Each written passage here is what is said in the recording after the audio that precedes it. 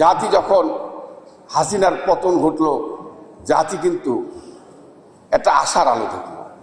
প্রিয় ভাই আমার, এই দীর্ঘ 10 মাস অতিবাহিত হচ্ছে, আপনারা দেখেছেন জাতি আবার হতাশা, আবার একটা টেনশন, আবার একটা সারা দেশের মানুষের মধ্যে একটা উত্তেজনা। কি উত্তেজনা? নির্বাচন বোধহয় হচ্ছে না, নির্বাচন বোধহয় আর হবে না।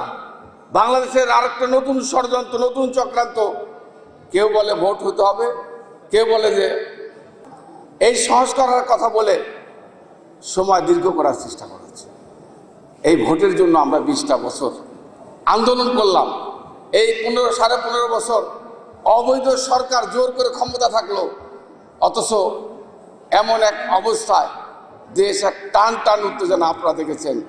সেই উত্তেজনাকে বাংলাদেশের এই সংকটময় মুহূর্তে যেভাবে তারেক শহীদ প্রেসিডেন্ট জিয়া রহমান বাংলাদেশের মানুষের পাশে দাঁড়িয়েছে, যেমনিভাবে বেগম খালেদা জিয়া গণতন্ত্র বাংলাদেশের ভোটের অধিকারের জন্য পাশে দাঁড়িয়েছে, ঠিক তেমনিভাবে তার উত্তরাধিকার বাংলাদেশের আগামী দিনের যিনি বাংলাদেশের নেতৃত্ব দেবেন, আমাদের প্রিয় বিএনপির ভারপ্রাপ্ত চেয়ারম্যান তারেক রহমান সাহেব এই প্রতিকূল অবস্থায় বর্তমান অন্তর্বর্তীকালীন সরকারের সাথে দেখা করে আলোচনা করে বাংলাদেশের মানুষের এই সংকট মোকাবেলা করেছে এবং আজকে একটা পথ দেখিয়ে দিয়েছেন।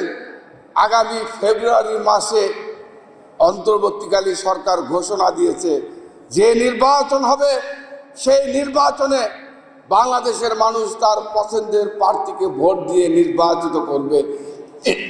এটাই আমাদের নেতা তারেক রহমান সাহেব আবারও নতুন করে বাংলাদেশের গণতন্ত্র, বাংলাদেশের স্বাধীনতা, বাংলাদেশের সার্বভৌমত্ব রক্ষার ক্ষেত্রে আজকে দেশের মানুষের পাশে দাঁড়িয়েছে।